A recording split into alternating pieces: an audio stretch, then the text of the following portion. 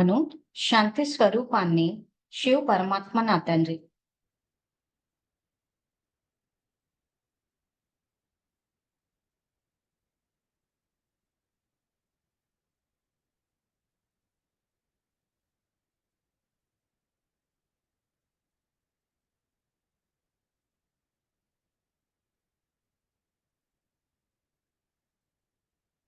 నేను ఈశ్వరీయ విద్యార్థిని, బాబా నాకు టీచర్.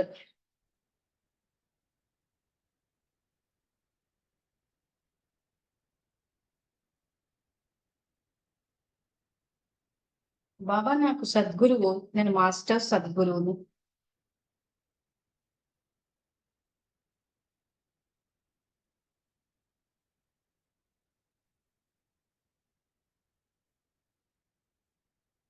శివ పరమాత్మ నాకు జీవిత భాగస్వామి, నేను శివ పరమాత్మకు జీవిత భాగస్వామిని.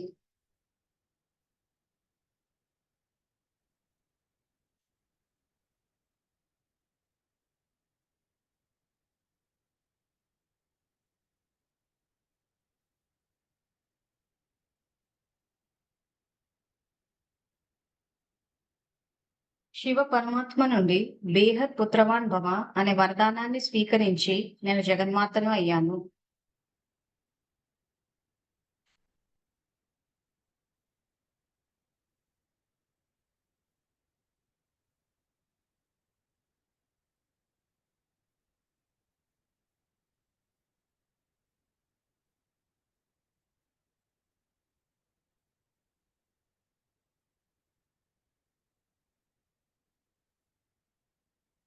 జగన్మాత స్వరూపంలో పిల్లలందరి పాలన చేయటం నా కర్తవ్యం.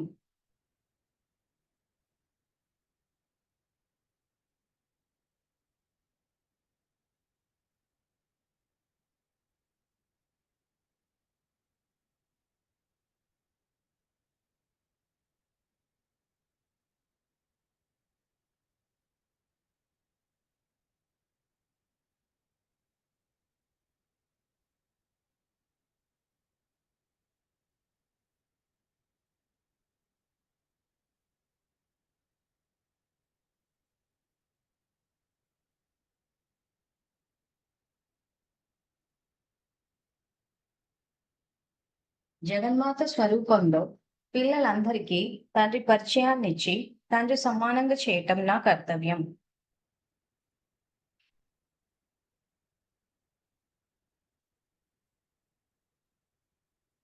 సంకల్పాలు నిదానంగా చేసి ఆ స్థితిలో స్థితులవ్వాలి. సో ఇప్పుడు మనసా సేవ, ప్రాక్టికల్ లైఫ్ అని మనం ఏదైతే తెలుసుకుంటున్నామో దానికి సంబంధించిన కంటిన్యూషన్. సో ఇప్పుడు ప్రకృతి రూల్ ఏంటంటే, ప్రకృతికి మనం సతో ప్రధానమైన సంకల్పాలు ఇస్తే అది మన పట్ల సతో ప్రధానంగా వ్యవహరిస్తుంది. మనం తము ఇస్తే అది మన పట్ల తమోగానే వ్యవహరిస్తుంది, అంటే క్రూరత్వాన్ని చూపిస్తుంది. సో ఇప్పుడు మన క్వశ్చన్, ఇప్పుడు విద్యార్థుల క్వశ్చన్ ఏంటంటే, కొంతమంది భూకంపాల్లో పోతుంటారు, కొంతమంది వరదల్లో పోతుంటారు, కొంతమంది అగ్నితత్వంతో పోతూ ఉంటారు. సో ఏ తత్వం ద్వారా దుఃఖాన్ని అనుభవిస్తారన్నది ఇక్కడ క్వశ్చన్. కొంతమంది కాంబినేషన్ లో పోతారు. ఒకసారి ఏమైతే ఇటు భూకంపము వచ్చేస్తుంది, నీళ్లు వచ్చేస్తాయి. సో ఇప్పుడు మనం ఏంటంటే మెట్ల చిత్రము, సృష్టి చక్ర జ్ఞానము ఇవన్నీ నిరంతరం గుర్తుపెట్టుకోవాలి. ఎవరికి వాళ్ళు ఈ జన్మని చూసుకుని మేము ఈ జన్మలో బాగానే ఉన్నాం కదా, మరి మాకెందుకు ఇలాంటి దుఃఖం వచ్చింది అన్నది ప్రశ్న వస్తుంది. కానీ యాక్చువల్గా మెట్లు దిగుతూ 84 జన్మలు అన్నారు. ఆ 84 జన్మలు సత్యత్రేత యుగాలు తీసేస్తే ద్వాపరం నుంచి 63 జన్మల ఖాతా సెటిల్ అవుతోంది కదా ఇక్కడ. సో ఓవరాల్ గా ఏం చూస్తుంది ఏంటంటే, సృష్టి చక్ర జ్ఞానము మెట్ల చిత్రాన్ని పూర్తిగా తీసేసినట్టే అనిపిస్తోంది. సో మనవి తీసేస్తే మన కర్మ ఫిలాసఫీ ప్రకారము మన ప్రశ్నలకు సమాధానాలు ఎట్లా వస్తాయి? సో ఎవరికి వాళ్ళు జన్మ చూసేసుకుంటున్నారు. జన్మ చూసేసుకుని మేము చాలా మంచి వాళ్ళము, సో మాకెందుకు ఈ కష్టం వచ్చింది. సో అప్పుడు మేము మళ్ళీ గుర్తు చేయాల్సి వస్తుంది. మళ్ళీ సృష్టి చక్ర జ్ఞానము, మెట్ల చిత్రము, మీరు 63 జన్మలు తీసుకుంటూ వచ్చారు. సో ఆ కాంబినేషన్కి వచ్చినప్పుడు ఏమవుతుందంటే, మీకు సంగమ యుగం అంతా మిక్స్డ్ అప్ అయిపోయి ఉంటుంది. ఒక కాంబినేషన్ లో వస్తుంది. సో కాంబినేషన్ లో వచ్చినప్పుడు ఖచ్చితంగా భూకంపమే ఎందుకు వచ్చింది, భూకంపంలోనే ఎందుకు పోయారు, లేకపోతే భూకంపాలు వరదలు రెండిట్లో ఎందుకు పోయారు, ఒకవైపు కరువు ఎందుకు వస్తుంది, అతివృష్టి ఉంది, ఒక పక్క అనావృష్టి ఉంది, ఒక పక్క అగ్నితత్వం ఉంది. కొన్ని చోట్ల పూర్తిగా అగ్నితత్వంతో మంటలు రేగి కాలిపోయి నష్టపోతూ ఉంటారు, ఆస్తులు నష్టపోతూ ఉంటారు. యుద్ధాలు జరిగినప్పుడు మంటల వల్ల ఏమైపోద్దంటే ఊర్లు దేశాలు కాలిపోతూ ఉంటాయి. సో అగ్నితత్వం యొక్క తీవ్రత ఎక్కువ ఉంటది అక్కడ కొన్ని చోట్ల నీటి తత్వం ఎక్కువ ఉంటది. సో ఏ తత్వంతో పోతారన్నది వీళ్ళు చేసుకున్న కర్మని బట్టే ఉంటది. సో అందుకే సబ్జెక్ట్ ఎక్స్ప్లెయిన్ చేసేటప్పుడు ఏం చేసామంటే బ్రీఫ్ గా రాసాం ఆ బుక్ లో. సో ఇక్కడ ఈ దానగుణం ఏదైతే ఉందో ఫస్ట్ పృథ్వీ తత్వము, సో అది గనక మనలో ఉంటే దాని నుంచి మనం దుఃఖం అనుభవించాం. ఒక ఒక ఏమంటే ఒక అప్రాక్సిమేట్ ఇది. పృథ్వీ తత్వం వల్ల ఏమైపోయిందంటే ఈ మధ్య చాలా మంది ప్రాపర్టీ డిస్ప్యూట్స్, ఆస్తి తగాదాలు ఎక్కువైపోయినాయి. సో ఈ ఒక్క జన్మ చూసేసుకుంటున్నారు. ఈ ఒక్క జన్మ చూసేసుకుని మేము ఎంతో మంచి వాళ్ళము, ఎందుకు ఆస్తి తగాదాలు వస్తున్నాయి అనుకుంటున్నారు. మరి బాబా ఆల్రెడీ సృష్టి చక్ర జ్ఞానంలో మీరు 84 జన్మలు 63 జన్మల నుంచి మీరు చేసుకుంటూ మెట్లు దిగుతూ వస్తున్నారన్న జ్ఞానాన్ని ఎప్పుడు అప్లై చేస్తాము? సో అక్కడి నుంచే చేసుకుంటూ వచ్చినప్పుడు సంగమ యుగం అన్నది కాంబినేషన్. సో అన్ని కలిపి కాంబినేషన్లు వచ్చినప్పుడు కన్ఫ్యూజ్ అయిపోతున్నారు. సో మనం చేయకుండా ఏది మనకు తిరిగి రాదు. మనం చేసిందే మనకు వస్తుంది. ఎవరో చేసింది తెచ్చి బాబా మన ఖాతాలో ఏమీ ఇయ్యరు కదా. సో మనం చేసింది తీసుకెళ్లి ఇంకొకరి ఖాతాలో వేసేది కూడా లేదు. సో కాబట్టి మనం చేసిందే మనకు వచ్చేటప్పుడు ప్రతి నిమిషం 84 జన్మల జ్ఞానాన్ని బాబా ఏదైతే ఇచ్చారో సృష్టి చక్ర జ్ఞానాన్ని, మెట్ల చిత్రాన్ని, కల్పవృక్షాన్ని, లా మేకర్స్ ని ఇవన్నీ కలిపితే మీకు రైట్ ఆన్సర్స్ వచ్చేస్తాయి. సో ఈ రోజు పృథ్వీతత్వము, ఆస్తి తగాదాలు ఇవన్నీ వస్తున్నాయి అని అంటే అక్కడ ఏమైంది? మన ఆత్మలో స్నేహభావం లేదు. అందరూ బ్రహ్మవంశీయులని బాబా ఏదైతే సమానత్వంతో కూడుకున్న సమాజాన్ని తేవాలని చెప్తున్నారో ఆ సమానత్వంతో కూడుకున్న ఆలోచనల స్వభావం మనలో లేవు. సో ఆ ల్యాండ్ డిస్ప్యూట్స్కి వచ్చేసరికి ఏమవుతుందంటే మెజారిటీ చాలా చోట్ల ఇప్పుడు ఈ పొలిటికల్ గూండాస్ అని రౌడీలను ల్యాండ్ కబ్జా చేసేసేయడము, ఆ తర్వాత డబ్బులు తీసుకుని సెటిల్మెంట్లు చేయడము, లేదా ఏదో ఒక ప్రాపర్టీ మీద ఏం చేస్తున్నారంటే ఒక కేసు వేసేస్తున్నారు కోర్టులో, ఇది మాది అన్నట్టు. యాక్చువల్ గా అందరికీ పేపర్స్ వ్యాలిడ్ గానే ఉంటాయి, కరెక్ట్ గానే రిజిస్టర్ అయి ఉంటది. కానీ ఎవడో ఒకటి వచ్చేసి ఇది కరెక్ట్ కాదు అని ఒక కాగితం వేసేస్తాడు కోర్టులో, స్టే ఆర్డర్ తెచ్చేస్తాడు. తెచ్చేసి ఆ తర్వాత మన ప్రాపర్టీ అమ్ముకోవాలంటే ఇంకా వాడితోటి సెటిల్మెంట్ లో వాడికి ఇంత కమిషన్ ఇస్తే అప్పుడు వాళ్ళు అక్కడ ఆ గవర్నమెంట్ అఫీషియల్స్ అంతా కలిసే ఉంటారు కాబట్టి అప్పుడు వాళ్ళకి ఫోన్ చేస్తే మన ప్రాపర్టీ రిజిస్టర్ అవుతూ ఉంటుంది. లేదా కులపరమైన సమస్యలు, ఆ కులపరమైన సమస్యలు వచ్చినప్పుడు ఫలానా కులం వాళ్ళు ఈ రకంగా ఆక్యుపై చేశారు కాబట్టి మేము ఏం చేయలేకపోతున్నాం. ఎందుకు? కులతత్వం ఎక్కడి నుంచి వచ్చింది? మనమే ఇక్కడ రికార్డ్ చేశాం. సో ఎక్కడ నేర్చుకున్నాం మనము? వాటర్ సినిమా, సప్తపది సినిమా, ఇవన్నీ సినిమాలు వేసి క్లియర్ గా ఎక్స్ప్లెయిన్ చేసాము. కులతత్వం అన్నది ఎక్కడి నుంచి వచ్చింది, ఎక్కడ పునాదేశాము. సో సంగమం నడుస్తున్నప్పుడు మనము దానికి సంయోగం ఇచ్చుండి మన భావజాలము, ఆలోచనలు ఆ రకంగా ఉంటే ఖచ్చితంగా కులపరమైన సమస్యలు వస్తాయి. సో ఆ కులపరమైన సమస్యలు, ప్రాపర్టీ ఇష్యూస్ కాంబినేషన్లు వస్తాయి. ఎందుకంటే సెటిల్మెంట్ యుగం కాబట్టి మనం చేసుకునే కర్మలు ఎట్లా ఆలోచిస్తున్నారంటే ఈ మొత్తం ఎపిసోడ్ వచ్చిందంటే ఏం చేసాము, ఈ ఎపిసోడ్ కి వెనక ఎపిసోడ్ ఉందా అని ఆలోచిస్తున్నారు. అలా ఉండదు. ఎక్కడెక్కడవో చేసినవి అన్ని కలిపి ఒక దగ్గరకు వచ్చేస్తాయి. సో అప్పుడు మనం ఆలోచించుకోవాలి. కులపరమైన సమస్యలు వస్తున్నాయి అని అంటే ఎక్కడో బాబా చెప్పినట్టు అందరూ బ్రహ్మవంశీయులే అన్న సమానత్వంతో కూడుకున్న పురుషార్థం నేను చేయలేదు కాబట్టి ఈ రోజు అకులపరమైన సమస్యలు వస్తున్నాయి. పృథ్వీ తత్వంతో ప్రాపర్టీ, ఇప్పుడు ఎంతో మందికి ప్రాపర్టీస్ ఉంటాయి. ఆ ప్రాపర్టీస్ ని చక్కగా ఎంజాయ్, ఇప్పుడు మనకంటూ ఒక ఇల్లు ఉంది అని అంటే, ఒక సొంత ఇల్లు ఉందంటే ఆ ప్రాపర్టీని మనం ఎంజాయ్ చేస్తాం. సో దీనివల్ల ఏ సమస్య లేదు అని అంటే కరెక్ట్ గా పుణ్యం చేసినట్టు పృథ్వీ తత్వం ఇది. ఈ పృథ్వీ తత్వం ద్వారా ఏదైతే ప్రాపర్టీ అన్నది ఎంజాయ్ చేయాలో చేస్తుంటారు. కొంతమందికి ఏమైపోతుందంటే ఇల్లు ఉందన్న మాటే గాని సమస్యలు, డిస్ప్యూట్స్, ఆస్తి తగాదాలు, ల్యాండ్ డిస్ప్యూట్స్, ప్రాపర్టీలు, ఆస్తులు తగాదాలు అంటే పంచుకోవడంలో సమస్యలు, ఇవన్నీ ఎందుకు వస్తున్నాయంటే కాంబినేషన్. ఒకటి పృథ్వీతత్వము, 2 సమానత్వంతో కూడుకున్న సంస్కారం లేకపోవడం. ఈ 2 కలిపి వచ్చినప్పుడు ప్రాపర్టీ డిస్ప్యూట్స్ లాగా వచ్చేస్తాయి. సో 64 జన్మలు మనం ఒకసారి వెనక్కి తిరిగి చూసుకోవాలి. మీకు గ్రూప్ లో కూడా అది స్లైడ్ అందుకే పోస్ట్ చేశా. మీరేం త్రికాలదర్శులు, గడిచిపోయిన గతము, వర్తమానము, భవిష్యత్తు అన్ని మీ ఆత్మలోనే రికార్డ్ అయి ఉన్నాయి. వ్యర్థం తీసేస్తే మీకే తెలిసిపోతుంది ఏ సంస్కారం ఆధారంగా నాకు ఈ రోజు ఈ సమస్య వచ్చింది, ఏ సంస్కారం ఆధారంగా నాకు వ్యక్తులతోటి సమస్య వస్తోంది, ఏ సంస్కారం ఆధారంగా నాకు పృథ్వీతత్వంతో సమస్య వస్తోంది. సో ఇవి ఆలోచిస్తే మనకి అంత సంస్కారాల్లోనే ఉంది కదా సబ్జెక్ట్ అంతా. ఆ తర్వాత నీటి తత్వము, నీటి తత్వంతో కొట్టుకుపోతూ ఉంటాయి. కొంతమందికి భూకంపాలు వచ్చినాయి అంటే మొత్తం ప్రాపర్టీస్ అన్ని కూలిపోతాయి. సరే పృథ్వీ తత్వంతో అవుతుందా, నీటి తత్వంతో అవుతుందా, ఏ తత్వంతో అవుతుందా అన్నది వెనకున్న సంస్కారం చూసుకోవాలి. సో ఆ రఫ్ ఎస్టిమేట్ అట్లా అప్రాక్సిమేట్ గా అండర్స్టాండింగ్ కోసమని ఆ బుక్ లో రాసాము. ఎందుకంటే పృథ్వీ తత్వం అనేది ఎప్పుడు ఇస్తూనే ఉంటది. పంటలు, ఖనిజాలు ఇవన్నీ ఇస్తూనే ఉంటది. ఆ పంటలు, ఖనిజాలు మళ్ళీ అక్కడ ఇది అగ్నితత్వం ఇవ్వదు, ఆకాశతత్వం ఇవ్వదు. సో దానికంటూ ప్రత్యేకత దానికి ఉంది. నీటి తత్వము, సో ఆ నీటి తత్వం ద్వారా మన దాహం తీరుతోంది. సో నీటి తత్వం ద్వారా దాహం తీరుతుంది కానీ మిగిలిన తత్వాల ద్వారా తీరదు కదా. సో దేనికి దానికి సపరేట్ క్వాలిటీస్ ఉన్నాయి. సో ఇప్పుడు ఈ అగ్నితత్వం ఉంది, మనకి వంటకి పనిచేస్తుంది, తగలబెట్టేనికి పనిచేస్తుంది. ఒక పేపర్ ఉందనుకోండి, ఒక పేపర్ ని గనక తీసి నీళ్ళలో వేస్తే తడిచిపోతుంది కానీ భస్మం అయిపోతుంది.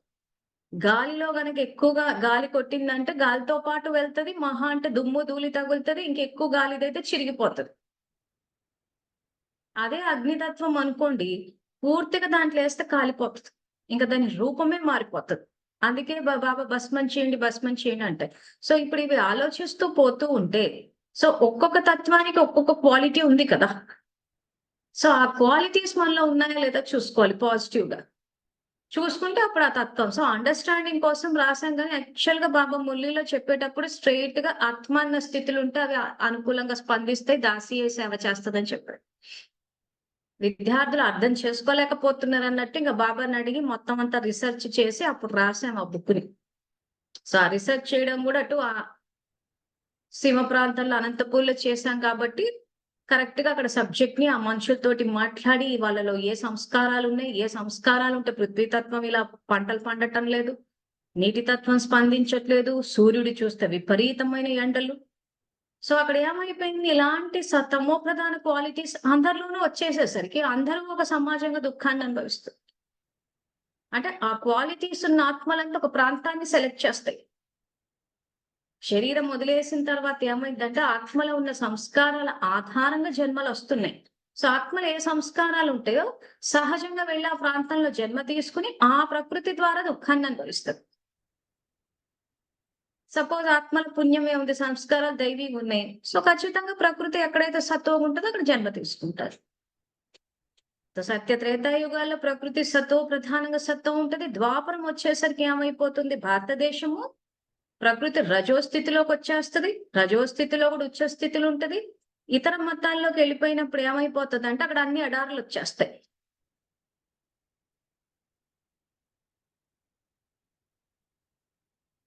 సో ఇతర మతాల్లోకి వెళ్ళినప్పుడు ఏమైపోతుందంటే ఎడారులు వచ్చేస్తాయి. సో ఎందుకు ఎడారుల్లో బతుకుతున్నారు, ఇప్పుడు ప్రకృతికి ఇవ్వలేదు కాబట్టి.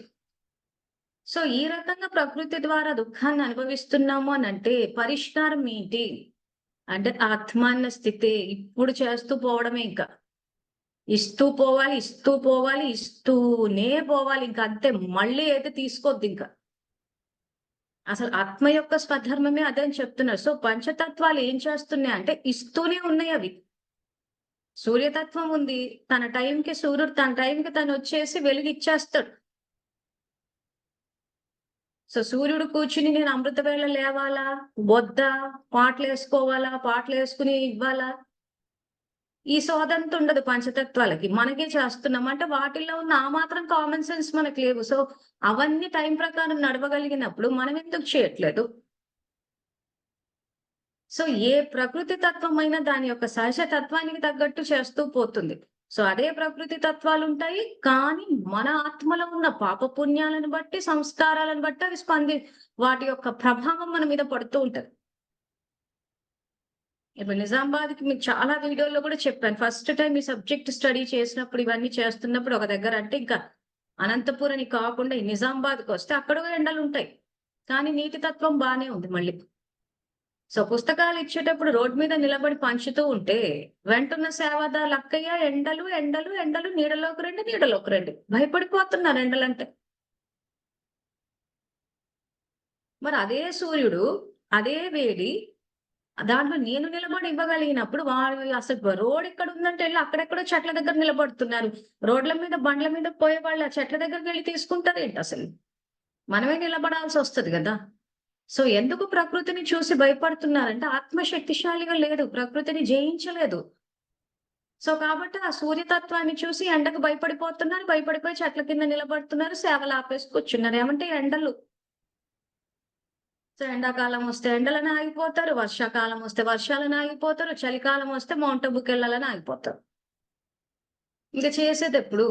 ఇచ్చేదెప్పుడు? మనం ఏమి ఇవ్వం గానీ అందరూ వచ్చి మనకిచ్చేయాల ప్రకృతి తత్వాలన్నీ వచ్చి మనకు సేవ చేసేయాలంటే అది జరగదు.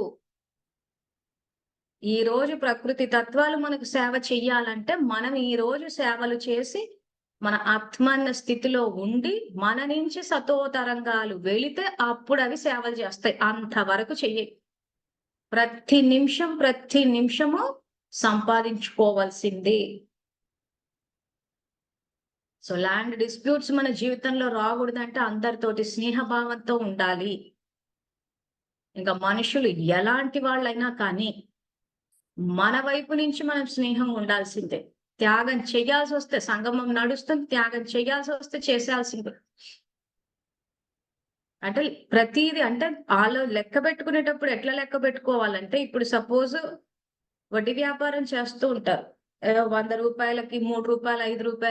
10 వడ్డీ అని చేస్తూ ఉంటారు. సపోజ్ 100కి రూ. 10 వడ్డీ తీసుకుంటున్నారనుకోండి. సో బాబాయ్ ఏం చేశారిక్కడ? ఇచ్చి పుచ్చుకోవడాలన్నది ఉండకూడదు. దానాలు చేయాలని చెప్పాడు. ఎందుకు అనంటే, ఈరోజు ఎవరికైనా అప్పిచ్చామంటే, వాళ్ళని తలుచుకున్నప్పుడు ఇచ్చిన అప్పే గుర్తొస్తది తప్పితే, ఆత్మిక స్థితి గుర్తురాదు. వాళ్ళ యొక్క స్వధర్మం గుర్తురాదు. వాళ్ళకి వరదానాలు ఇవ్వాలని గుర్తురాదు. ఏమీ గుర్తురాదు. సపోజ్ ఇప్పుడు ఉదాహరణకి నేను ఒకరికి అప్పిచ్చాను అనుకుందాం ఓ రూ. 1,00,000. సో నా పురుషార్థం నాది నడుస్తోంది, చేస్తుంది అంతా బానే ఉంది. ఆత్మీయ సడెన్‌గా ఎవరో అప్పడిగారు, ఇచ్చాను. ఇచ్చిన తర్వాత ఏమైతది? వాళ్ళు ఎలాగో తిరిగివ్వరు. ఎందుకంటే కలియుగము నిజాయితీలు తక్కువుంటాయి. కలియుగం ఎలా ఉంటదని మన బాబా చెప్పేసిన తర్వాత, వాళ్ళెందుకు ఇలా ఉన్నారు? వీళ్ళెందుకు ఇలా ఉన్నారని ప్రశ్నలు గనక వేస్తున్నాము అనంటే, మనకు సబ్జెక్ట్ అర్థం కాలేదని అర్థం. ఏ సబ్జెక్ట్? సృష్టి చక్ర జ్ఞానం. ఎందుకంటే ఇది కలియుగము, సంగమము నేను చెప్పాడు. ఆ జ్ఞానం అర్థం కాని వాళ్ళంతా క్వెషన్స్ ఏసేస్తారు. ఏమని? వాళ్ళు ఎందుకలా ప్రవర్తిస్తున్నారు? సో మెట్లు దిగుతూ వచ్చాము. సంగమము. సంగమంలో పూర్తిగా రివర్స్ తమ్మలో ఉంటది. కాబట్టి మనం అలా ఇవ్వగానే ఎవరు వచ్చి తిరిగి ఇవ్వడం అంటూ ఉండదు. కాబట్టి నిషేధించాడాయన. ఎందుకు? తలుచుకున్నప్పుడు డబ్బే గుర్తొస్తది తప్పితే ఆత్మ గుర్తురాదు. సో ఈ రోజు నేను ఒక వ్యక్తికి అప్పిచ్చినప్పుడు, ఆ వ్యక్తిని తలుచుకున్నప్పుడు నా ఆత్మిక స్థితి పోయినప్పుడు, నా ఆత్మిక స్థితి పోయిన తర్వాత ఇప్పుడు జూమ్ క్లాస్ 3-4 దాకా చేద్దాం అన్నప్పుడు, ఆ 3-4 ఆత్మిక స్థితి మెయింటైన్ అవుతదా?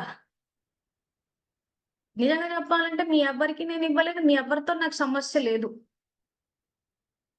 క్లాసే నడుస్తోంది. కానీ స్థితి ఏది కంటిన్యూ అవుతుంది? ఇక్కడ ఏదైతే గొడవ జరిగిందో అది కంటిన్యూ అయ్యి మిమ్మల్ని ఎవరిని నేను ఆత్మిక స్థితిలో చూడను కాబట్టి ఆ స్థితే పోతదింక. ఆ క్లాస్ అయిపోతది. క్లాస్ అయిపోయిన తర్వాత మళ్ళీ ఇప్పుడు ప్రతి డే టు డేలో డబ్బెందుకు ఇంక ఏ డబ్బు చూసినా వాళ్ళివ్వలేదు, వీళ్ళివ్వలేదు, వాళ్ళు పెట్టలేదు, చేయలేదు ఇవే గుర్తుండిపోతాయి. అంటే పోయిందింక సంఘం ముగం పోయినట్టే. సో ఏది ఎందుకు పోయింది? రూ. 100కి రూ. 10 వడ్డీ చూసుకున్నాను నేను. ఇదే 100 తీసి యజ్ఞంలో వేసేస్తే, ఆ 100కు రూ. 10 వడ్డీ గాదు గదా! ఒకటి పక్కన 40 సున్నాలు పెడతా అంటున్నాడాయన. సో మనకి నాకే గనక దివ్య బుద్ధుంటే, అప్పుడు ఏం జేస్తాను? ఖచ్చితంగా యజ్ఞంలో వేస్తాను.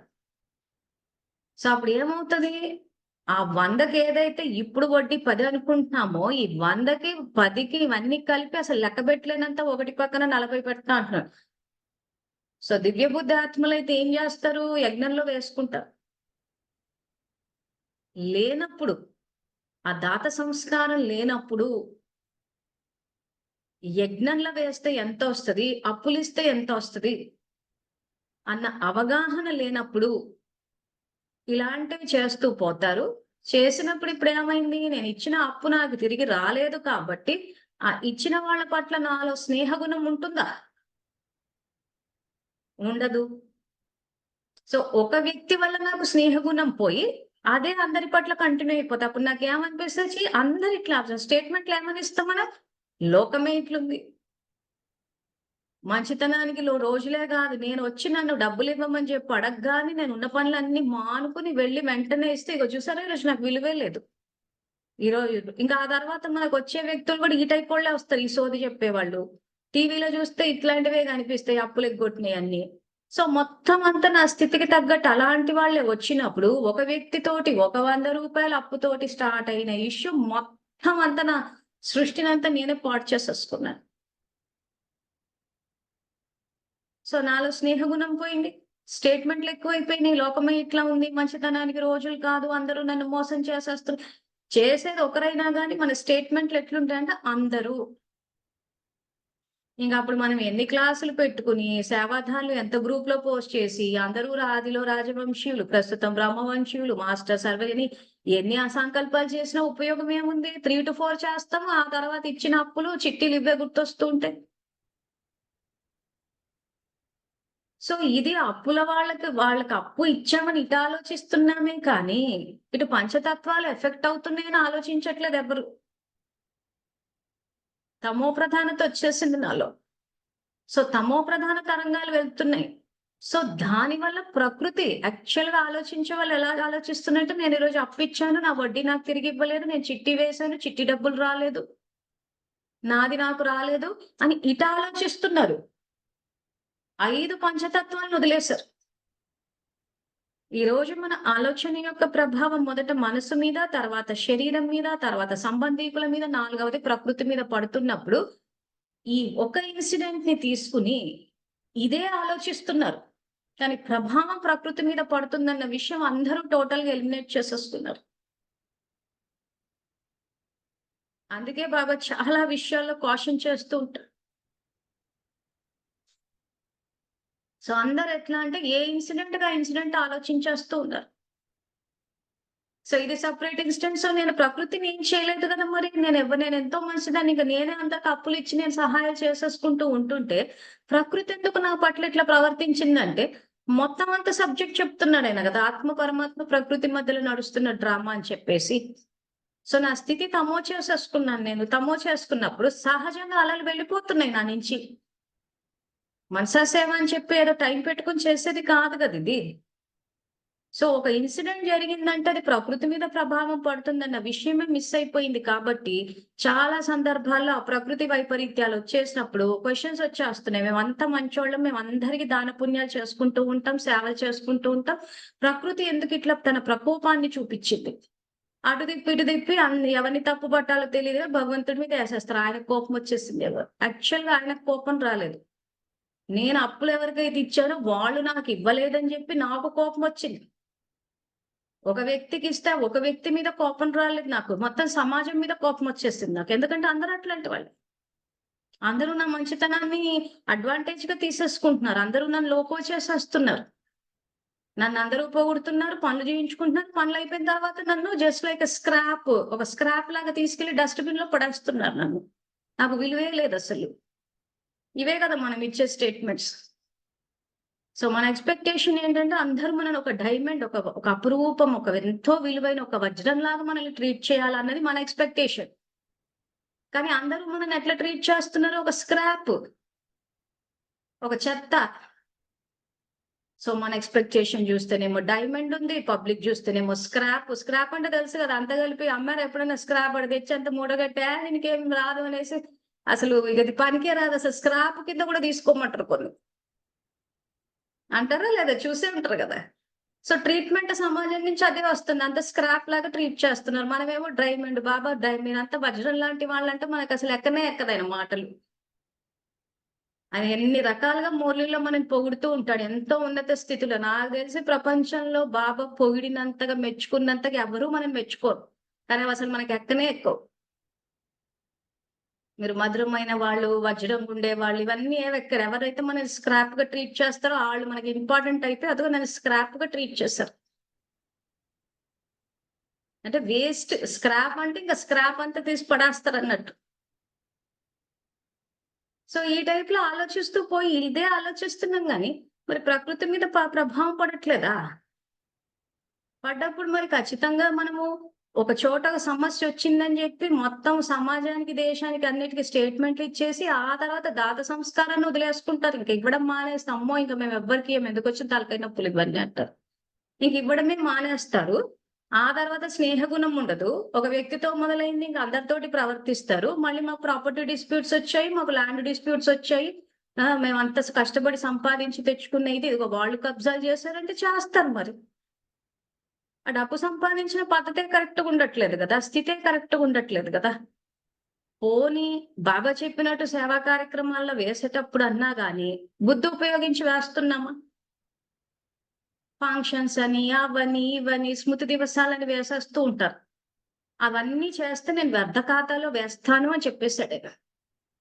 సో, మురళిలో వ్యర్థ ఖాతాలో వేసేస్తన్నప్పుడు ఏమైతది? సత్యుగి సమర్థ ఖాతా ప్రాప్తులు రావు. సో, అప్పుడు ఏమైపోతది? వ్యర్థ ఖాతా అంటే ప్రాపర్టీ ఉంటది. కానీ ఎంజాయ్ చేయలేం. అంటే ఇక ఉపయోగం లేదు. ఊరికే ఆ ప్రాపర్టీ మన పేరు మీద ఉందన్న మాటే గాని, అది తలుచుకుంటే టెన్షన్ తప్పితే ఏం మిగలదసలు. అంటే వ్యర్థ ఖాతాలోకెళ్ళిందా లేదా?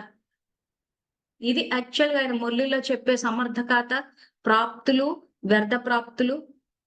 ఇప్పుడు రాజకీయ నాయకులున్నారు. వచ్చేసింది వాళ్ళకి చీఫ్ మినిస్టర్‌లని, ప్రైమ్ మినిస్టర్స్ అని చెప్పి పదవులొచ్చాయి. కానీ ప్రకృతి చూసినా, ప్రజలు చూసినా తమ్మోగున్నారు. ఎంజాయ్‌మెంట్ ఏముంది? సో వీళ్ళేం చేశారు? డ్రామాలో ఎండింగ్‌లో ఒక చోట రియలైజ్ అయ్యి వేసేసారు యజ్ఞంలో. కాబట్టి ఎండింగ్‌లో వచ్చాయి పదవులు. కానీ వచ్చిన పదవులు ఎట్లొచ్చాయి? మన కల్పవృక్ష జ్ఞానం మొదటి భాగంలో బాబా చెప్పినట్టు కనీసం తిండికి లేదు, నిద్రకు లేదు, ఎప్పుడు ముళ్ళ కిరీటాలు. సో, ఈరోజు మనము చేసే పుణ్యం ద్వారా మనం ఎంజాయ్ చేయగలగాలి దాన్ని. మనకంటూ ఒక ప్రాపర్టీస్, ఇండ్లు గాని, ల్యాండ్స్ గాని, తోటలు గాని, సో ఇలాంటి ప్రాపర్టీస్ ఏవున్నా ఎంజాయ్ చేయగలగాలి. సత్యయుగం ఎట్లా ఉంటది? రాజ్యం ఉంటది. మొత్తం రాజ్యం అంతా మన దీంట్లోనే ఉంటది. ఎకరాలు ఎకరాలు లెక్క పెట్టలేనంత రాజ్యాలు. ఆ ప్రాపర్టీని ఎంజాయ్ చేస్తారు. ఇంకంతా మన సొంతం అన్నట్టు. సో, అక్కడ ఆయనిచ్చే ఆ పదమాపదం వదిలిపెట్టేసి, ఇక్కడ ఉండే ఎకరాలు లెక్కెట్టేసుకుని, దాన్ని పెట్టుకుని, ఈ చిన్న విషయాలు, ఇవి గాని, ఈ అప్పులు గాని, చిట్టీలు గాని, ఇట్లాంటివన్నీ పెట్టేసుకుని, 84 జన్మల ప్రాప్తుల్ని పోగొట్టుకుంటున్నారు. సో, ఏ రకంగా పోగొట్టుకుంటున్నారు? స్థితి చెడిపోతోంది. ఈ తరంగాలు ప్రకృతి మీద ఫస్ట్ ఆరోగ్యం, ఫస్ట్ మనశ్శాంతి కోల్పోతున్నారు. ఆ తర్వాత ఆరోగ్యం పాడైపోతుంది. బీపీలు పెరిగిపోతున్నాయి. ఎందుకంటే మనం ఫోన్‌లు చేసినప్పుడు అప్పు తీసుకున్నోళ్ళు ఫోన్‌లు ఎత్తరు.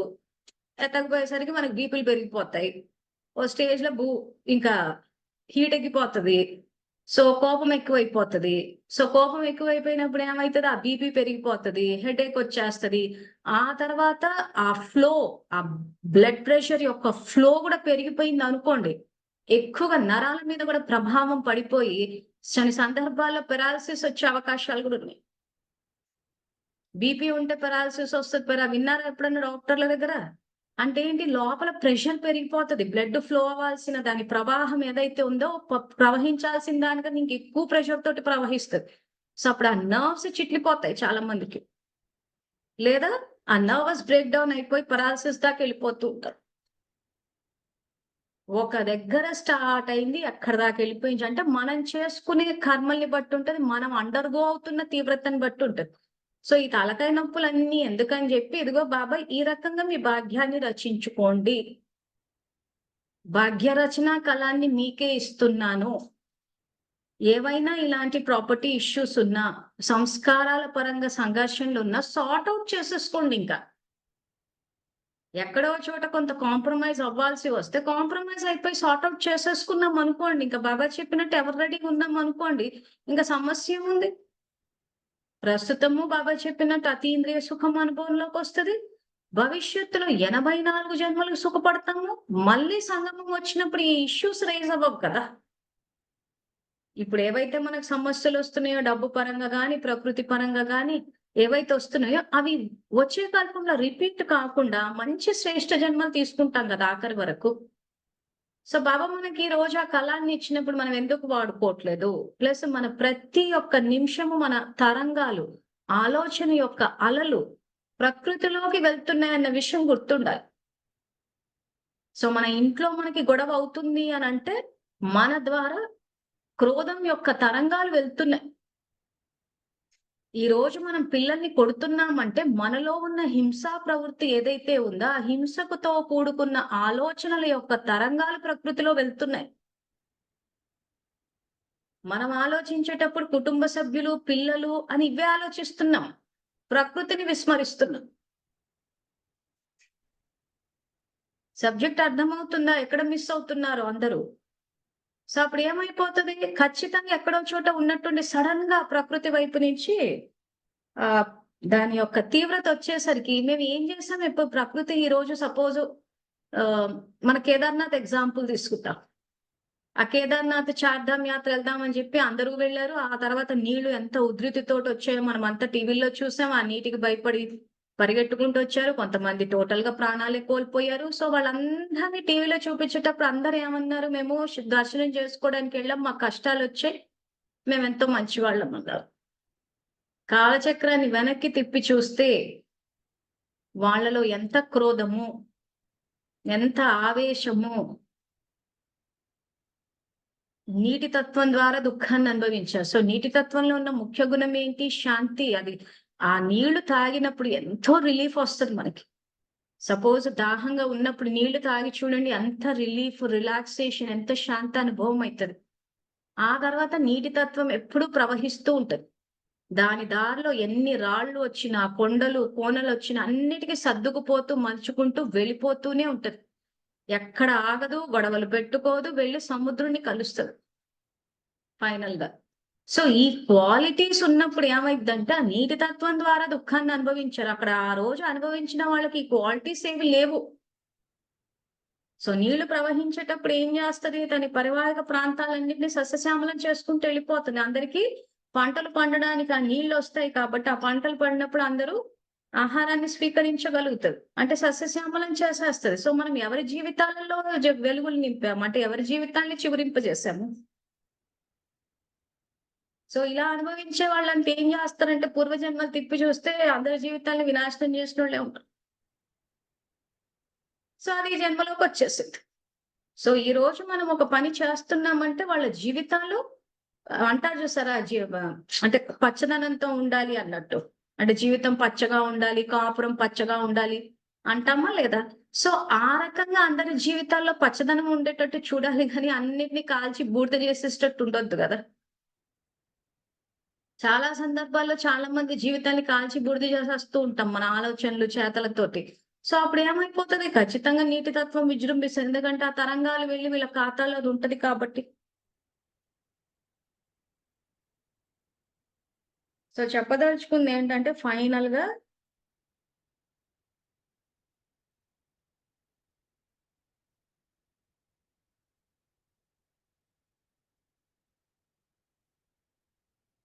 ఇక్కడ క్వెషన్ ఏంటంటే జోక్స్ బాగా వేసుకొని నవ్వుకుంటున్న వారు వాళ్ళది హ్యాపీనా? హ్యాపీ యొక్క తరంగాలు వెళ్తాయా? మరి వారికి పుణ్యం వస్తుందా అంటే అవును. జోక్స్ వేసుకొని నవ్వుకొని సంతోషంగా ఉన్నామంటే తరంగాలు ఖచ్చితంగా వెళ్తాయి. అలా అని చెప్పి మనము వేళాకోళం చేయడం అంటూ ఉంటది చూసారా? మురళిలో అదే చెప్పాడు. వేళాకోళం చేసేటప్పుడు గూడా ఎవరితో చేస్తున్నామా అని చూసి చేయాలి. వాళ్ళు దాన్ని పాజిటివ్‌గా రిసీవ్ చేసుకుంటారు అని అనుకున్నప్పుడే చెయ్యాలి. ఆ చనువు ఉండాలి మనకి. అలా కాకుండా ఎవరి మీద పడితే ఆళ్ళ మీద జోకులేసేసిన తర్వాత ఆళ్ళు మొహాలు మార్చుకుని ఇచ్చేసాక వాళ్ళెప్పుడు మొహం మొట్టమొదట మళ్ళీ నవ్వుకోవడము. సో, వాళ్ళు బాధపడ్డము లేకపోతే ఇంకొక పదం వాడతారు చూసారా? ఆళ్ళెప్పుడు చూసినా ఏడిపిస్తూ ఉంటారు. అంటే ఆ జోక్స్ ఏవైతే ఉన్నాయో ఏడిపించడానికి చేశారని అంటుంటారు. నిజంగానే అవతల బాధపడి ఏడిపించారంటే ఖచ్చితంగా ఖాతా జమ అవుతుంది. సో అందుకే బాబా వేళాకోళం చేసేటప్పుడు కూడా చూసి చెయ్యాలా అంటారు. సో ఇది ప్రకృతికి సంబంధించిన సమాధానాలు. సో నేను ఒకసారి మైక్ ఆన్ చేస్తున్నాను. ఈ ప్రకృతికి సంబంధించి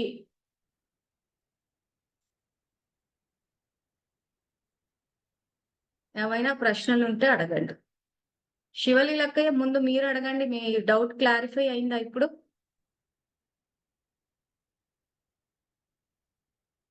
ఇక నేను మైక్స్ ఆన్ చేశాను చూడండి ఒకసారి. వస్తుందా చేసుకోవడానికి? ఓకే. చెప్పండి. ఇప్పుడు మీ డౌట్ క్లారిఫై అయిందా? అన్ని క్లియర్ అయిపోయింది. సో మీరేదో చూసానన్నారు. ఏం చూసారు? ఎందుకు అడుగుతున్నానంటే అక్కడ డౌట్లు అడిగితే ఉన్న అందరు డౌట్ క్లియర్ అయిపోతాయి అని. తన మెసేజ్ కూడా పెట్టారు. సో అందుకే ఎలా చేస్తాను ఇంతసేపు చెప్పారు. ఇప్పుడు చెప్పండి ఏం చూసారు మీరు? ఇంతకేదో చూసానన్నారు. మా స్కూల్లో నేను ఫస్ట్ అపార్ట్మెంట్లో ఇక్కడ మెడ్జిల్ మండల్లో జాయిన్ అయినా నేను. ప్రైమరీ సెక్షన్లో పిల్లలు ఉన్నారు అన్నమాట. 4th క్లాస్ పిల్లలు ఇద్దరు. స్కూల్కు దగ్గర ఒక చెరువులాగా ఉంటుంది అన్నమాట. అక్కడ ఇంటర్వెల్కి వెళ్ళి ఏమైందంటే పిల్లలు ఆడుకుంటూ అందులో ఊబిలాగా ఉంది అక్కడ. అందులో ఇద్దరు ఒకడు పడిపోయిండు, ఇంకొకడు వాళ్ళు హెల్ప్ చేయడానికి వాడు పోయిండు. వాళ్ళని చూసడానికి ఒక అమ్మాయి పరిగెత్తుకొచ్చి స్కూల్ దగ్గరకు వచ్చి చెప్పింది అనమాట. మేము చూసేవారు కొద్దిగా ప్రాణంతో ఉండగా ఇంత హెల్ప్ చేయాలని కూడా ఒక బాబు పూర్తిగా లోపలికి వెళ్ళిపోయిండు. ఒక బాబు లాస్ట్‌కు ఒక 2-3 డేస్ హాస్పిటల్ ఉండి అతను కూడా చనిపోయాడు అనమాట. చిన్న పిల్లలు అసలు వాళ్ళు ఏం చేసిండ్రు ఇంత చిన్న పిల్లలకి. సో ఇప్పుడు అక్క క్వశ్చన్ విన్నారా? అక్కడ పిల్లలు ఆడుకోవడానికి వెళ్ళి అక్కడ ఊబిలాగా ఉంటే ఆ ఊబిలో పిల్లలు పడిపోయి చచ్చిపోయారు. అంతేనా మీరు చెప్పదలుచుకుంది? సో చిన్న పిల్లలు ఏం చేశారో అని అంటున్నారు. సో మళ్ళీ మొదటి పాఠానికి వచ్చేద్దాం. శరీరం చిన్నపిల్లల శరీరం, ఆత్మ చిన్నపిల్లలు కాదు. ఎవరైతే ఆ రకంగా ఇలా చిన్నపిల్లలు ఊబిలో పడిపోవడమే కాదు, ఒక్కోసారి స్కూల్ బిల్డింగ్లు పడిపోయి కూడా పోతూ ఉంటారు. ఒక్కోసారి స్కూల్ బస్సు పోతుంటే స్కూల్ బస్సుకి యాక్సిడెంట్ అవుతూ ఉంటది. లేదా పిల్లలు రోడ్ క్రాస్ చేస్తూ ఉంటే కూడా బండ్లు గుద్దేయడం వల్ల పోతూ ఉంటారు. సో అప్పుడు అందరం ఏమంటున్నాం, అయ్యో పిల్లలు అంటున్నాం. శరీరం చిన్నపిల్లల శరీరం, ఆత్మ కాదు. సో మళ్ళీ సృష్టి చక్ర జ్ఞానం, మళ్ళీ మెట్ల చిత్ర జ్ఞానం. సో మీరు 84 జన్మలు తీసుకొని వస్తున్నట్టు ఆ పిల్లలు 84 జన్మలు తీసుకున్నారా, ఎన్ని తీసుకున్నారా అన్నది మనకు తెలియదు, తెలుసుకోవాల్సిన అవసరం కూడా లేదు. సో ఆత్మ ఫస్ట్ పైనుంచి కిందకి దిగేటప్పుడు, ఇప్పుడు సంగమం నడుస్తుంది. సంగమం నడిచి పైకి వెళ్ళేటప్పుడు ఆత్మ సంస్కారాలు, ఆ తర్వాత పుణ్యాన్ని తీసుకెళ్తుంది, పాపం తీసుకెళ్ళదు. తీసుకొని వెళ్ళనప్పుడు మరి వీళ్ళ జీవితాల్లో, ఈ పిల్లల జీవితాల్లో ఈ రకంగా యాక్సిడెంట్లు, ఊబిల్లో పోవడము, స్కూల్ బస్ యాక్సిడెంట్లు అయిపోవడము, లేదా ఒక్కోసారి ఏదో పిల్లలకి ఏదో తినిపించారని చెప్పి ఉన్నట్టుండి పిల్లలకంతా వామిటింగ్స్ అయిపోవడము, ఇట్లా మూకుమ్మడిగా పోతూ ఉంటారు. సో ఫస్ట్ పాయింట్, శరీరం చిన్నపిల్లల శరీరం, ఆత్మ కాదు. తర్వాత ఆత్మ వెళ్ళేటప్పుడు పుణ్యాన్ని తీసుకెళ్ళింది, సంస్కారాలు తీసుకెళ్ళింది, పాపాన్ని తీసుకెళ్ళలేదు. సో పైనుంచి దిగినప్పుడు ఏమవుతుందంటే, సపోజ్ జ్ఞానంలోనే ఉన్నారు అని అంటే కూడా స్లోగా దిగుతూ ఏమైపోతుంది, ఎక్కడో ఇప్పుడు మనం చేసిన రికార్డింగ్ వచ్చినప్పుడు జరిగే అవకాశాలు ఉంటాయి. లేదా కొద్ది మందికి ఏమవుతుందంటే దిగేటప్పుడు పవిత్రంగానే దిగుతారు. దిగినప్పుడు ఏమవుతుందంటే చుట్టుపక్కల వాయుమండలానికి ప్రభావితమై మళ్ళీ తమో ప్రధానంగా కర్మలు ఆచరిస్తారు. ఆచరించినప్పుడు ఆ పాపం ఈ రూపంలో వస్తుంది. సపోజ్ ఇప్పుడు నేను ఈ చున్నీ ఉతికాను అనుకోండి, దీన్ని తీసుకెళ్లి ఒక గుడిసెలు దుమ్ము ధూళి ఉన్న చోట ఎండబెట్టాను అనుకోండి, ఇది ఎండేసరికి ఎలా తయారవుతుంది? మళ్ళీ మురికిగానే అవుతుంది. ఇదే చున్నీని తీసుకెళ్లి నేను స్వచ్ఛమైన వాతావరణంలో పెట్టాను అనుకోండి, ఉతికి స్వచ్ఛమైన వాతావరణం వేసాను అనుకోండి, అది తడి ఆరిపోయి ఎండేసరికి కూడా స్వచ్ఛంగానే ఉంటది. ఇది అంతే. సో ఆత్మ పైనుంచి దిగేటప్పుడు ఏ యుగంలో దిగుతోంది అది? సత్యుగంలో దిగినప్పుడు సత్యుగం అంతా సతో ప్రధానం ఉంది కాబట్టి ఆత్మ మురికయ్యే అవకాశం లేదు అక్కడ. కానీ ఏమంటే రికార్డింగ్ ప్రకారము దిగుతూ వస్తుంది. ఏ ఆత్మలైతే ఎండింగ్ లో దిగుతున్నాయో పైనుంచి దిగేటప్పుడు స్వచ్ఛంగానే ఉంటారు. ఎందుకంటే ఆత్మలు పైకి వెళ్ళేటప్పుడు పాపాన్ని తీసుకుని వెళ్ళవు, పుణ్యమే ఉంటది, సంస్కారాలే ఉంటాయి. కానీ దిగేనప్పుడు ఏ యుగంలో దిగాయి అవి? తమో ప్రధాన కలియుగంలో దిగుతున్నారు. సో కలియుగం అంతా తమోగా ఉన్నప్పుడు ఏమవుతుందంటే ఈజీగా క్యాచ్ చేసేస్తారు. చేసినప్పుడు ఎక్కడో పాపాలు చేసేస్తూ పోతారు. సో ఇక్కడ ఇంకొకటి, ఈ సంస్కారాలు ఏవైతున్నాయో బాబా మీ స్వభావ సంస్కారాలని యజ్ఞంలో వేసి భస్మం చేసేయమని చెప్తున్నప్పుడు, మనం వేసి చేస్తున్నామా? సమయం చేస్తుందా అన్న దాన్ని బట్టి ఉంటది. సపోజ్ నాలో ఉన్న తమో ప్రధానతని బాబా చెప్పారు గదా అని చెప్పి నేను చేసేసాను అనుకోండి. అంటే నేనే చేశాను అనుకోండి. దాని అర్థం ఏంటి? నేను మనస్ఫూర్తిగా వదులుకున్నాను. బాబా చెప్పారని చెప్పి, నా మంచి కోసం చెప్పి. సో అప్పుడు నేను ఏమైతది, సత్యుగం నుంచి దిగేటప్పుడు నా బుద్ధిపూర్వకంగా నేను వదిలేశాను కాబట్టి మళ్ళీ క్యాచ్ చేసే అవకాశాలు చాలా తక్కువుంటాయి వాయుమండలం నుంచి. ఎందుకంటే నేను వద్దనుకుని బాబా మాట విని వదిలేశాను. అలా కాకుండా బాబా ఇలాగే చెప్తూ ఉంటాడులే, ఆ బాబా చెప్పినట్టు బతకాలంటే ఎలా అవుతదిలే అని ఈ సోదంతా చెప్పేసి నేను వదలలేదు. అప్పుడు ఏమైతది, సమయం వదిలిస్తది నాకు అవన్నీ. సో సమయం వదిలిచ్చిందే తప్పితే నేను నా బుద్ధిపూర్వకంగా నేను వదలలేదు. సో అప్పుడు తమో ప్రధానత సృష్టి వచ్చినప్పుడు ఏమైపోతదంటే నేను ఈజీగా క్యాచ్ చేస్తాను. ఎందుకంటే నాకు ఇష్టం కాబట్టి నేను యాక్చువల్‌గా బుద్ధిపూర్వకంగా వదలలేదు. బాబాని టీచర్‌గా యాక్సెప్ట్ చేయలేదు. సమయాన్ని తీసుకున్నాను. సో అప్పుడు ఏమైపోతది, నాకు ఆ నేనెందుకు వదలలేదు ఆ సంస్కారాల్ని, నాకిష్టం గాబట్టి. కానీ సృష్టిని సత్యుగానికి తీసుకెళ్ళాలి గాబట్టి సమయం వదిలిచ్చింది నా చేత. పరిస్థితుల ద్వారా పోయినాయి అవి. సో మళ్ళా అటువంటి సృష్టొచ్చి ఆ పరిస్థితులొచ్చినప్పుడు నేను ఈజీగా క్యాచ్ చేసేస్తాను. సో ఆ లాస్ట్‌కొచ్చే ఆత్మలంతా ఇంచుమించు వాళ్ళే ఉంటారు. సో ఈజీగా తమో ప్రధానతని క్యాచ్ చేసేస్తారు. మళ్ళీ ఎక్కడో చోట పాపం జమవుతది.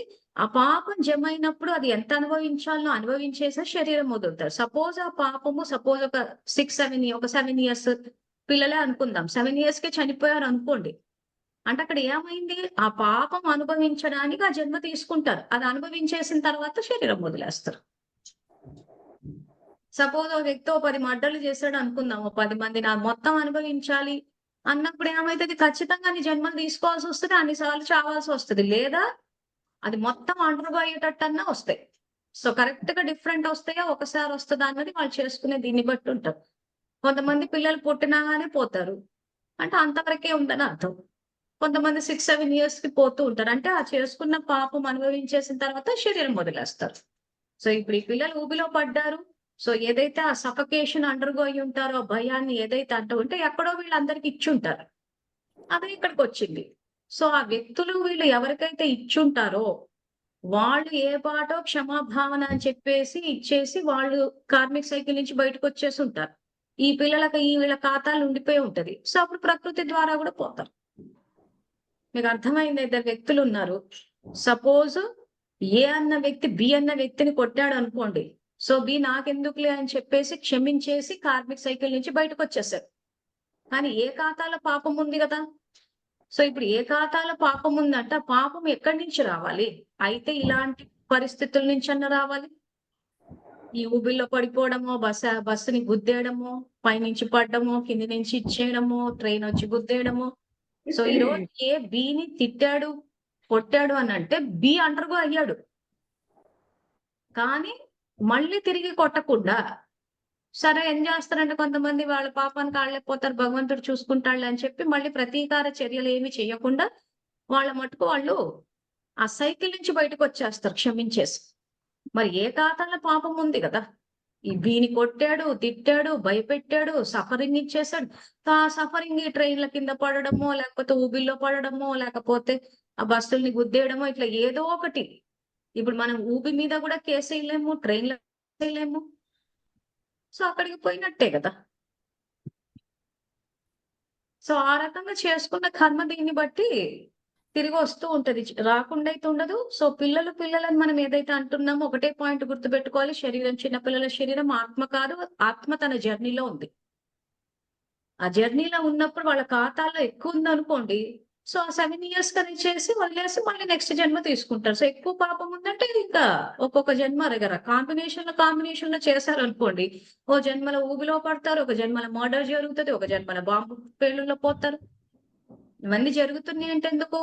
వెనకాల తిరిగి చూస్తే ఆళ్ళు కర్మ చేసుకొని ఉంటారు. చేసుకోకుండా అయితే రాదు. అందరూ పిల్లలు పోయి పడట్లేదు కదా! ఊబిలో. ఆ ఇద్దరే ఎందుకు పడ్డారు? వాళ్ళకి ఖాతా ఉంది కాబట్టి. ఇంకా వనపర్తిలో ఒకసారి వర్షాలు చాలా వచ్చినాయక్క. 1 వీక్ కరెక్ట్ అయితే మాక్సిమం మా స్కూల్ కూడా చాలా డౌన్ ఉంటది. ఎక్కడ ఎవరు సఫర్ కాలే కానీ సెంటర్ ఎక్కడైతే మన బ్రహ్మకుమారి సెంటర్ ఉంటుందో సెంటర్‌లో ఒక్కసారి హాఫ్ వరకు అంటే వాళ్ళ నడుములో ఉన్నంత వరకు వాళ్ళ నడుము లెవెల్ వరకు వాటర్ వచ్చేసి మొత్తం బియ్యం అంతా తడిచిపోయినాయి. సెకండ్ ఫ్లోర్‌కి వెళ్ళిపోయిండ్రు. ఆయన ఫస్ట్ ఫ్లోర్ వరకు వాటర్ వచ్చేసినాయి. కేవలం సెంటర్ పక్క ఇల్లే ఇంకెక్కడ రాలేదు. అయితే మేము అనుకున్నాం ఇంతగానో అసలు బాబా ప్లేస్ సేవాస్థానం కదా! ఇది ఇట్లా ఎంత మొత్తం లోపలికి ఎంత అన్ని పురుగులు వచ్చేసినాయి, పాములు వచ్చినాయి, రకరకాల పురుగులు బియ్యం నానిపోతే అందరూ పోయి తీసేసి క్లీన్ చేసినాం కానీ అసలు ఇంత ఘోరంగా అంటే వాళ్ళు పైన 2 డేస్ ఉన్నారు అట్లనే. తినడానికి లేదు. మనం పెట్టింది తినరు వాళ్ళు. నీళ్ళు ఇస్తే నీళ్ళు తాగి 2 రోజులు ఉన్నారనమాట వాళ్ళు. ఇద్దరు అక్కయ్యలు. నేను అనుకున్నా వీళ్ళు నీళ్ళు అంటే ఎవరం ఎఫెక్ట్ కాలేదు. వీళ్ళెందుకు ఇంత ఎఫెక్ట్ అయ్యిండ్రు?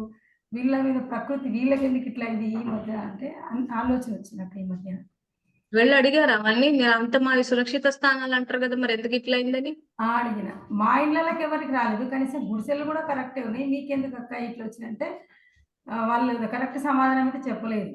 డౌన్ ఉంది కదా! డౌన్ హాల్ ఉన్నందుకు వచ్చింది. మున్సిపాలిటీ వాళ్ళు అట్లా ఇట్లా అని కాంప్లెయింట్ చేయడానికి పోతే వాళ్ళు మీరు మోరి పైన కట్టింది కాబట్టి అవి మీకు డైవర్ట్ అయిన వాటర్ అని వాళ్ళు చెప్పారు అంతే గాని వీళ్ళ అసలు 3 డేస్ అసలు తిండే లేదు. మేము పెడితేనే తినరు. మనం తినరు కదా వాళ్ళు. ఇంకా మనది అపవిత్రం కాబట్టి మనం తినరు. ఆకలితో మాడ్సొచ్చారనమాట. మరి అంత పవిత్రత ఉన్నప్పుడు ప్రకృతి సత్వగానే స్పందిస్తది అంటాడు కదా బాబా మరి. సో ఇక్కడ ఏమంటాడంటే యాక్చువల్ గా మురళిలో ఇది జపాన్ సునామీని ఒక వీడియో చేసాం, అందులో ఫోటో కూడా వేసి చూసాం చూడండి. ఎక్కడైతే ప్రకృతి జీత ఆత్మలు ఉంటారో 2 ఇళ్ల ముందు ప్రకృతి ఆగిపోతది, మీరు సురక్షితంగా ఉంటారు అని చెప్పారు. సో ఇక్కడ ప్రకృతి స్పందించాలంటే ఖచ్చితంగా మనలో సతో ప్రధాన గుణాలు ఉండాలి. ఈ రోజు సెంటర్ మునిగిపోయిందంటే అక్కడ సతో ప్రధానత లేదని అర్థం. అది సెంటర్ అని మీరు ఏదైతే ఉంటున్నారో అసలు యాక్చువల్ గా అక్కడ బాబా ఉండరు. బాబా ఉండేది పరంధామంలో, సర్వవ్యాపి కాదు. సో నేను సర్వవ్యాపిని కాదు, పరంధామంలోనే ఉంటాను అని చెప్పినప్పుడు సో కాబట్టి ఇంకా సెంటర్ చేసుకున్న కర్మల్ని బట్టి మునిగిపోతుంది అంతే. వాళ్ళకి థాట్ ఇవ్వాలి కదా బాబా అసలు వాళ్ళు యోగంలో ఉంటే యోగ స్థితి కరెక్ట్ ఉంటే వాళ్ళకు ముందే టచింగ్ రావాలి. నేను అదే చెప్తున్నాను. యోగ స్థితిలో ఉన్నప్పుడు ఆ తరంగాలు వెళ్తూ ఉంటాయి కాబట్టి ప్రకృతి స్పందిస్తది. సో నీటి తత్వం ద్వారా దుఃఖాన్ని అనుభవించారంటే ఆత్మలో శాంతి లేదు, క్రోధం ఉందని అర్థం. అందుకే చెప్పాను ఇది ఒక జన్మ ఇష్యూ కాదు. ఈ రోజు వాళ్ళు సెంటర్ లో ఉండడము, సరెండర్ అవ్వడము, తెల్ల చీరలు కట్టుకోవడము, సేవ చేస్తే ఇది ఒక జన్మ కాదు. 63 జన్మలది కలిపి వస్తోంది ఇప్పుడు. మీరు ఒక జన్మలో చూసేసి వాళ్ళు సెంటర్ అక్కయ్యలు సెంటర్లు ఉన్నారు ఇందుకు ఎలా జరిగింది అనొద్దు. ఆ సెంటర్ అక్కయ్య యొక్క 63 జన్మల్ని చూడండి. 63 జన్మల్ని చూస్తే కరెక్ట్ ఆన్సర్ వస్తుంది.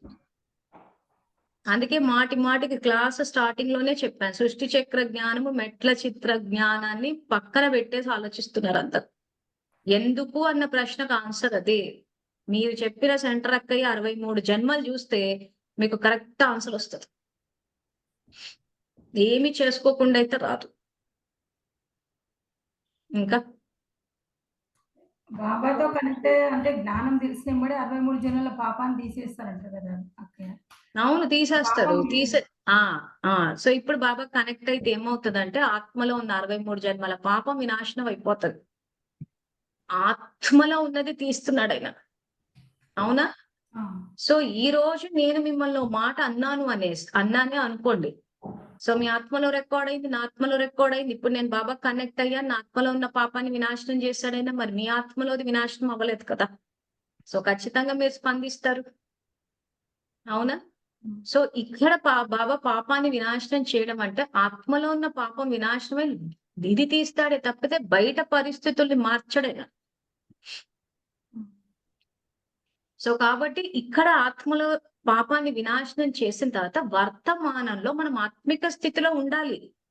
ఉన్నప్పుడు ఏమవుతుంది? పర్వతం లాంటిది దూది పింజలాగా ఎగిరిపోతుంది. సో ఇంకొక మాట ఏం చెప్పాడు మురళిలో అంటే మీ 63 జన్మల పాపం ఏదైతే ఉందో అది నేను 1 సెకండ్ లో తీసేస్తాను, అది అసలు సమస్య కాదు అంటున్నాడు. మీరు చెక్ చేసుకోవాల్సింది మీ వర్తమానాన్ని. మీ వర్తమానంలో మీరు ఏం చేస్తున్నారో చూసుకోండి. ఇది ఎక్కువ ఇంపార్టెంట్. ఎందుకంటే మీరు నా నుంచి శక్తి తీసేసుకుంటున్నారు కాబట్టి మీరు ఏం చేసినా 100 రెట్లు వేస్తా అంటున్నాడు.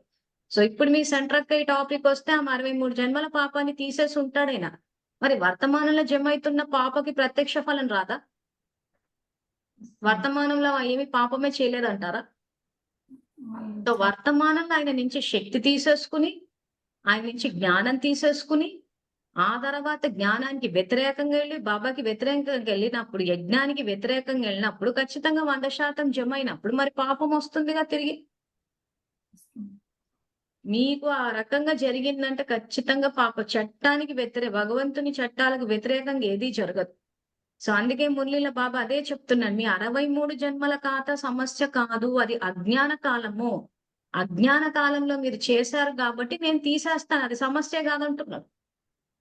సమస్య ఎక్కడ స్టార్ట్ అవుతుంది? మీరు వచ్చి ఒక సెకండ్ లో కనెక్ట్ అయిపోతున్నారు.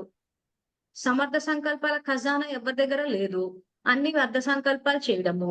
ప్లస్ సెంటర్లలో జ్ఞానం చెప్పేటప్పుడు కూడా ఆయన ఏదైతే వద్దంటాడో అదే చేస్తూ ఉంటారు వీళ్ళు. మరి చేసినప్పుడు అక్కకు పాపం జమ అవదా? ఈ రోజు బాబా రోజు రివైజ్డ్ కోర్స్ మురళి చదవమని చెప్పి శ్రీమతం పెట్టారు. ఇప్పుడు చదువు పూర్తయింది. చదువు యొక్క రూపం పాఠశాల. ఇప్పుడు మీ సెంటర్ అక్కయ్య కూర్చుని సాకారం మురళి చదువుతోందంటే ఉల్లంఘన చేస్తుంది. అజ్ఞానం అన్న అంధకారాన్ని వ్యాపింప చేస్తుంది. ప్లస్ సేవాస్థానం అంటే లైట్ హౌస్ మైట్ హౌస్ ఉండాలి.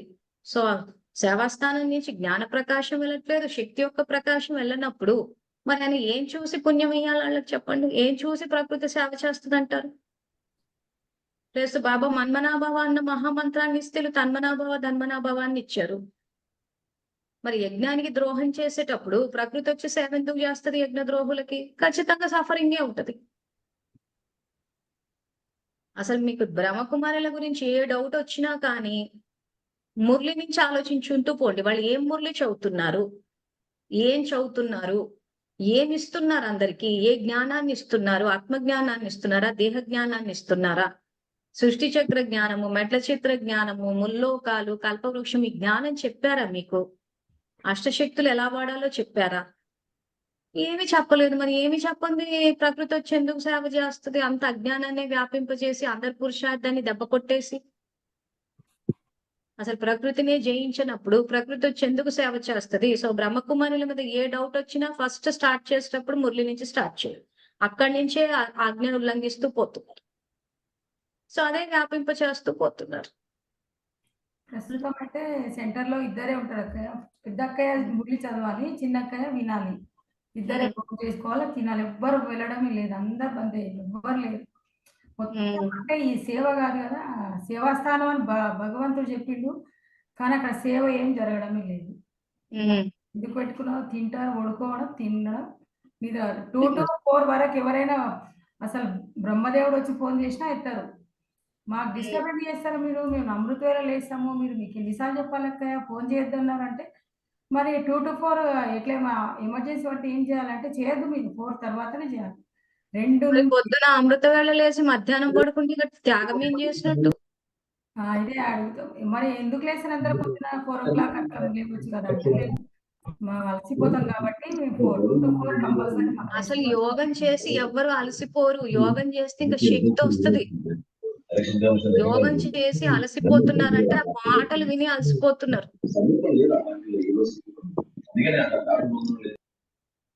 పాటలు విని అలసిపోతున్నారు. అప్పుడు ఏం చేయాలి? అక్క జ్ఞానం ఇవ్వాలి. అక్కయ్య యోగం చేస్తే ఎవరు అలసిపోరు. చాలా మంది అంత అమృత వేళ చేస్తారు, అలసిపోయామని మధ్య నిద్రపోతారు.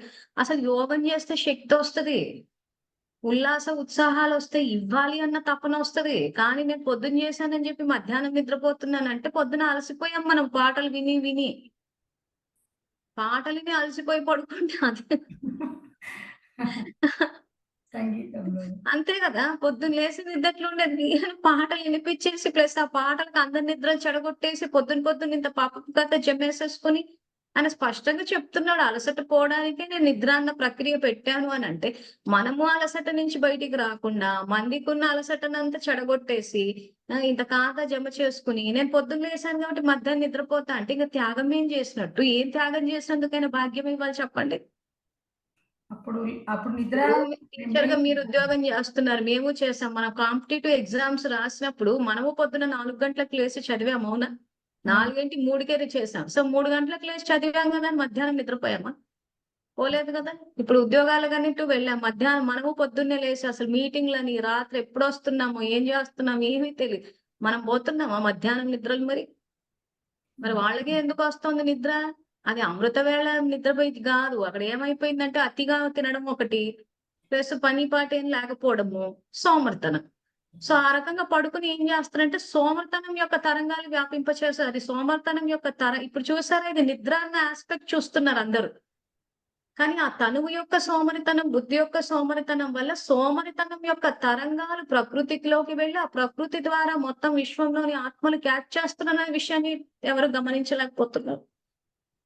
ప్రతి చర్యలో తరంగాలు ప్రకృతి మీదకి వెళ్తున్నాయి. అందుకే మీకు ఇందాక ఎగ్జాంపుల్ ఇచ్చేటప్పుడు ఈ అప్పు లోన్లు, చిట్టీలు ఇవన్నీ ఇచ్చి చెప్పాను. ఇటు చేస్తున్నారు కానీ ప్రకృతిని మర్చిపోతున్నారు. ఇక్కడ నిద్ర చూసుకుంటున్నారు కానీ సోమరితనం తరంగాలు వెళ్తున్నాయని చూసుకోవట్లే. అసలు పగటిపూట నిద్రపోవడానికి అసలు శ్రీమతమే లేదు కదా. రాత్రి పూట కూడా అది కూడా యోగ నిద్రకి ఇచ్చాడు ఆయన రాజయోగులకి. మధ్యాహ్నం నిద్రపోని శ్రీమతం ఎక్కడుంది అసలు? లేదు కదా. వాళ్ళేదో శ్రీమతం అంటారు. అంటే శ్రీమతం పాటించారు, శ్రీమతం పాటించారు అంటారు. యాక్చువల్గా ఏంటంటే హౌస్ వైఫ్స్ ఉంటారు అక్కడ, చిన్నపిల్లల్ని స్కూల్లో దించేసి వాళ్ళు పిల్లలకి భోజనాలు పెట్టేసి 2 to 4 వాళ్ళు ఫ్రీగా ఉంటారు అనమాట. ఆ టైంలో ఏమైనా వీళ్ళు క్లాస్లో చెప్తారేమో అక్క చెప్పండి ఓకే. అట్లా ఇంకా తీసుకెళ్తే వాళ్ళ సంగతి పక్కన పెట్టేసి ఇంకా మీ అందరి జ్ఞానం చెప్తూ వెళ్ళిపోండి. మీరే మధ్యాహ్నం నిద్రపోయేది ఏం లేదు కదా. మనం స్కూల్లో ఉంటాం కాబట్టి ఆ సమయం మీరు అంతిమంలో సంగమ యోగుల టీచర్ ఉద్యోగానికి వచ్చారు అని అంటే మంచి పురుషార్థము, మంచి సంస్కారాలు, క్వాలిటీస్ ఉన్నాయని అర్థం. ఎందుకంటే ఈ రోజు టీచర్లే అందరినీ యోగ్యంగా తయారు చేయగలరు. అటువంటి గొప్ప ఉన్నతమైన ఉద్యోగాలు ఉన్నారంటే మంచి పురుషార్థమే చేస్తారని అర్థం. సో ఇంకా పెంచుకుని ఇంకా చేయాలంటే ఇంకా మీరు చెప్పేస్తూ వెళ్ళిపోండి. ఇంకా అందరినీ యోగ్యంగా సహయోగులుగా చేయాలని అంటారు కదా, అది జ్ఞానం ద్వారానే సాధ్యం. అదే డౌట్. సో లౌకికంలో మీకు అదే పదవి వచ్చింది, ఇప్పుడు అదే చేస్తున్నారంటే ఎంతో మంచి పురుషార్థం చేసుకున్నారని అర్థం. సో ఇంకా ఎవరిని అటు పంపాలన్నా ఇటు పంపాలన్నా కాదు, ఇంకా నేను వెళ్ళి దూసుకుపోతాను కర్మక్షేత్రంలో అని చెప్పేసి ఇంకా మీలో దాత స్థితి, జగన్మాత ఇది అన్ని వచ్చేసి ఇస్తూ పోండి. ఇంకా మీకే అవకాశం ఉన్నట్టు కదా. ఇంక ఇప్పుడు వాళ్ళు పడుకుంటే అంటే పడుకొని వాళ్ళు అలసిపోయారు అంటున్నారు కదా. మేము ఒక స్టెప్ వేసి మేము వాళ్ళతో అంతే మరి. ఇప్పుడు యుగ యుగాల నుంచి ఇంచుమించు యజ్ఞ ద్రోహాలు చేసి దాసీలకు వచ్చేస్తున్నారు, అలసిపోయి ఉన్నారు, పడుకోనివ్వండి. ఒక జన్మ కాదు, ఇంచుమించు 84 జన్మల నుంచి దాసత్వం చేసి అలసిపోయి ఉన్న ఆత్మలు నిద్రపోతున్నప్పుడు పోనివ్వండి. ఇలాంటి సత్యుగి ఆత్మలు వెలుగుని శక్తిని ఇస్తూ పోండి. చేయగల శక్తి సామర్థ్యాలు కూడా ఉన్నాయి కదా మీకు. మరి చెప్పడం ఎలాగో వచ్చి టీచర్ ఉద్యోగం సో ఆ సబ్జెక్ట్ ఈ సబ్జెక్ట్ 2 కలిపి చెప్పేస్తే అయిపోతుంది. ఓకేనా? సరే మరి. సో మళ్ళీ రాత్రి కలుద్దాము. అంతవరకు థ్యాంక్ యూ. Om Shanti.